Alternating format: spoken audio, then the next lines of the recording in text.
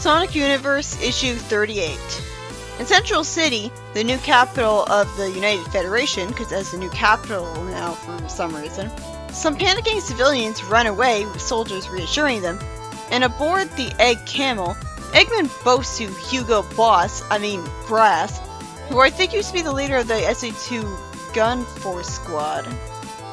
And that guy is now one of its Grandmasters. Anyways, after he says yes sir a bunch of times mindlessly, Eggman glares at him and he says that he had gotten a kick out of brainwashing him and his unit after he came to rescue them, but now he finds him so boring.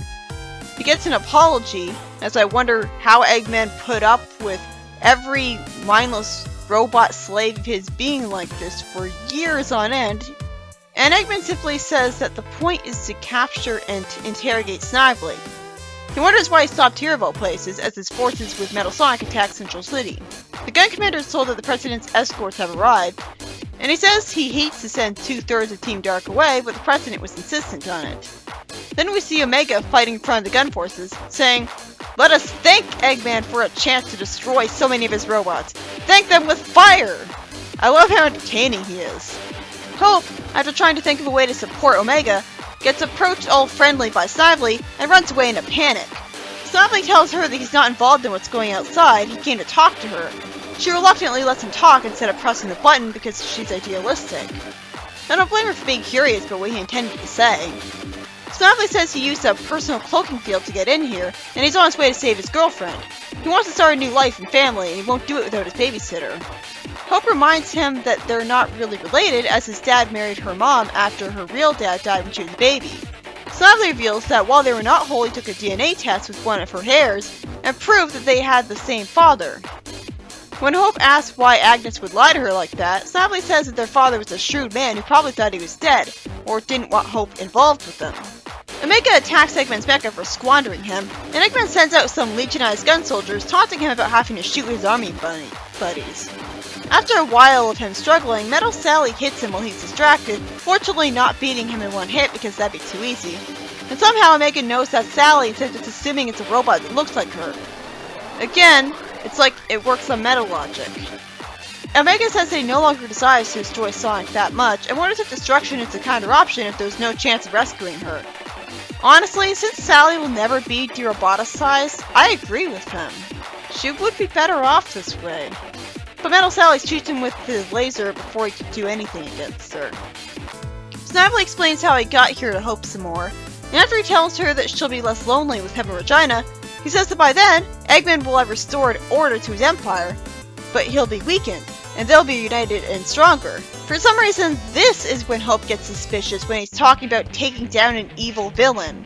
Snively brags about how they're going to take over Mobius, and then Hope slaps him, telling him off while not trying to explain to him why he's evil, because I guess she sees no point with him.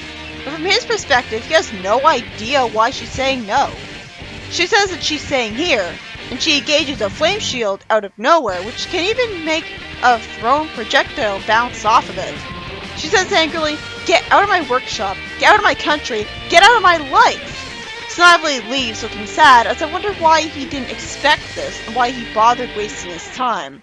Is he really that cynical? And she presses the red alert and starts to cry. The gun commander says to not let the unauthorized vehicle take off and to send a full security team to check on Hope. With Snively taking off, Eggman decides to go with him, ignoring Cubot's reasonable advice to try to finish this today since they're attacking Central City and all, because his logic is that he could beat the United Federation anytime, which he never will, by the way. Not that I would want that kind of plot thread to be resolved, so... Omega shows up asking if Hope is damaged. I like that he talks like a robot like that. It gives it that extra flavor. Hope cries while getting rid of her shield, and says, "I'm never gonna have a normal life. I'm never gonna have a family again." That's a tearjerker moment if I ever saw one. Omega awkwardly tries to reassure her, saying amusingly, there? Please do not leak anymore? I'm sorry, I was not built to comfort." That's a great line of his. This issue was by Ian Flynn, and was about Snively completely wasting his time to go try to get Hope to join him taking over Mobius.